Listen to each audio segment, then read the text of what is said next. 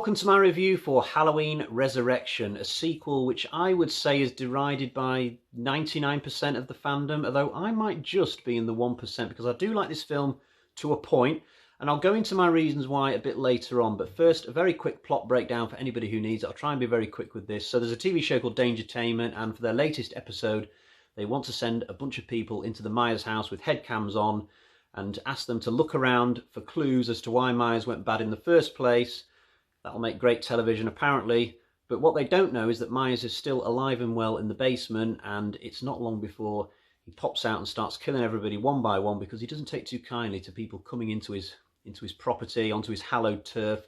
So there's your plot. Now, I'm going to talk about the negatives first today because I kind of feel like I'd like to score a few points with people before I start offending them by actually speaking good about this film. So if we start by how Michael is brought back, it's really insulting how they retcon the end of the previous film by now telling us that it was a medic that Laurie killed and not Michael. I mean, I don't even like H2O really, and yet I still feel sorry for that film and its fans that it's suffered this fate. I mean, some people must watch H2O now and they can't even enjoy the ending as it was originally meant to be enjoyed. They probably just keep seeing the medic sat there and it just ruins it for them. Anything would have been better than this, Mustafa. I mean, even if you'd have resurrected Michael with a spell, it would have been better. I mean, the film is called Halloween Resurrection, or just reboot the thing, or send it in a different timeline. Anything would have been better.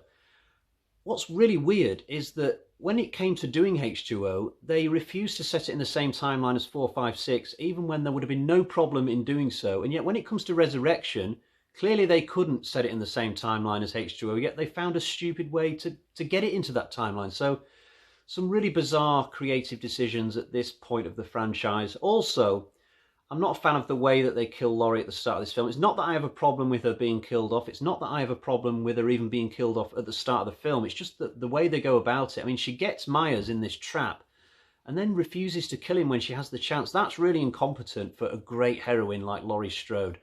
I mean, why would she think that it would be another medic with another crushed larynx under that mask? It doesn't make any sense. And even if she'd have cut the rope and dropped him, it's not like that's going to kill him. She'll just look over the parapet and he would have escaped like he did at the end of the first movie. So this whole section needed some more work. What I would have done is, instead of shoveling it all to the front of the film, I would have kept going back to the psychiatric ward periodically throughout the movie and showing Laurie watching Dangertainment and getting slowly more and more freaked out about it. And then at the end, I would have had Myers escape the ambulance, go to the psychiatric ward and finally have his big confrontation with Laurie, and that would have ended the movie. And I think that's when they should have had him kill Laurie, and it would have been really dramatic. What was dramatic, which was sadly filmed, is the sight of Busta Rhymes' Freddy kung fu kicking Michael Myers halfway across a room, at least when it comes to provoking the ire of the fans. There's no real way for me to defend this moment. It's a real low point in both the film and the franchise. If Michael had got up from the kick and proceeded to beat 7 shades of shit out of Freddy, then it would be another thing, but he doesn't do that. So to sum up, the 3 things which I dislike the most in this film are the way that Michael gets brought back, the manner of Laurie's death, and the kung fu kick. But once we move past that, there's loads in the film to enjoy, at least for me personally. And I'll start off with the characters because they are the real highlight of the movie. Firstly, Freddy.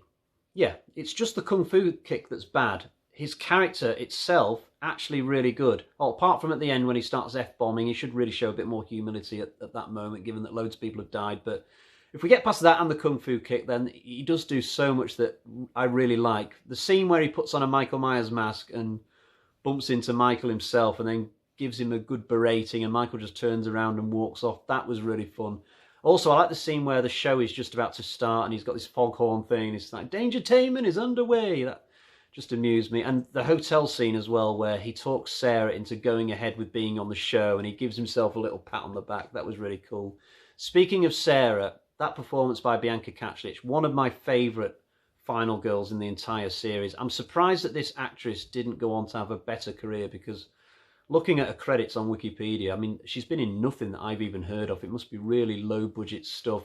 The only notable thing she's done since this movie is marry the footballer Landon Donovan. Maybe he was a fan of Halloween Resurrection. In fact, it might have been Halloween Resurrection that just sunk her career, really, because, I mean, I can't imagine the trailer for a big-budget film going, also starring Bianca Kahlich from Halloween Resurrection. It doesn't really have a good ring to it, does it? But Even better than Freddy and even better than Sarah, my favourite character in this entire movie is Jen, played by Katie Sackhoff. If you don't know what character I'm talking about, then I would suggest that it's been way too long since you gave this film a chance, because every scene that this girl is in is just absolute gold. She's just got this wacky personality, this incredible smile. She just weird stuff, like suddenly she's got a bong that she's smoking and she's pissing herself laughing. Innocuous scenes where she's just stood around in a chef's kitchen. Honestly, I'm grinning from ear to ear just watching her at any point. It's a really good performance. And it's not just a one-off for this actress, because I've seen her do the same thing in the TV show The Flash. She's got a real talent. And all the other characters who go into the house, they're good as well, just to a much lesser extent. Whether it's Donna or Bill or Rudy, they all either amuse me or entertain me in some way. And I would take these guys over any of those high school kids from Halloween H2O any day of the week. I'm not trying to start a riot on the internet or anything like that or get everybody to unsubscribe, but that's just the way I feel. I haven't even mentioned yet all those other characters a few streets away who are watching the action over the internet. And as sad as it is that the character of Deckard will probably never get the industry-wide kudos that Harrison Ford's Deckard from Blade Runner gets, I still love his character arc in this film. Seeing him try and develop this relationship online with a much older woman and knowing that if the two were to meet, that she would never go for him, it's quite amusing. And I love his friend Scott in this film as well. He overacts every line he comes out with. He says something at one point like, "Do you know how rare it is for two kids in our year to get invited to one of their parties?" His eyes when he says it, it's just really funny. And then later on, when they're actually at the party and Deckard goes into the study to watch Dangertainment, Scott comes in and he's dressed as Samuel L. Jackson's character from Pulp Fiction at this point, complete with the fake sideburns, and the look on his face when he realises that Deckard has sacked off a night of chatting up girls to go on the internet is just absolutely hilarious. Why does nobody enjoy this stuff apart from me? I swear, one day I'm going to do a watch party for Halloween Resurrection, and I reckon thousands of people are going to come out of the woodwork who secretly have always loved Halloween Resurrection, but they were too scared to admit it. And I think it's going to be like an online Woodstock.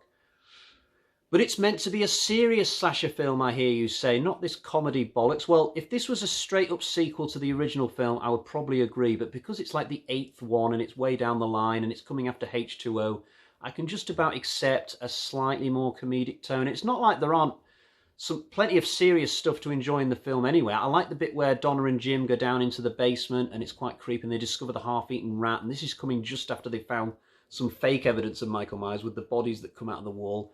And then we get to see Donna being chased down this tunnel and she gets killed, and back in the study at the party everybody's like, whoa, thinking it's like a fake kill that looks really good on the show, something like that. And the chase scene with Sarah near the end where she has to go on the outside of the house and Deckard has to help her navigate away past Michael over text message, that was really good.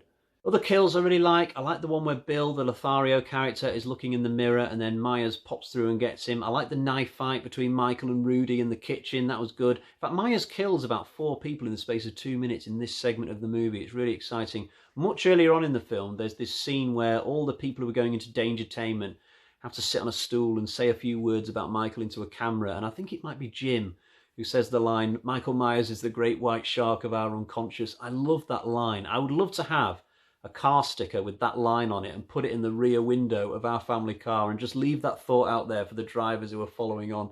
I also got to give Harold a mention, a character from the psychiatric ward part of the film at the beginning. He comes out with all these statistics about serial killers and then Myers gives him the knife that he killed Laurie with, and then Harold starts coming out with all these statistics about Michael's career. I've heard people say that they love this character even though they hate the rest of the movie. That's how good Harold is.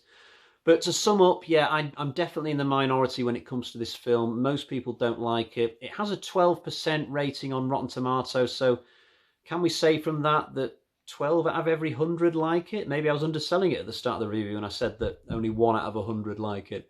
One time, I was doing a Halloween marathon, and just as I was getting to this film, I realised that they were showing the original Halloween film in cinema. So I went to watch that one night, and when I came home, I was in the mood for more Halloween, so put Resurrection on because it was the next film in my marathon. So I ended up doing the original and Resurrection in the same night, which probably not a lot of people have done, but I had a good time.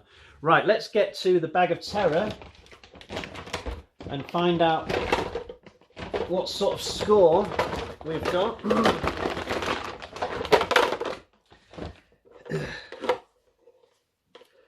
We've got 3 bloody axes out of 5 for Halloween Resurrection, but I should add the disclaimer that most people would give it a lot less. But please don't beat me up for this. It's just my opinion. I do enjoy this film, I admit it.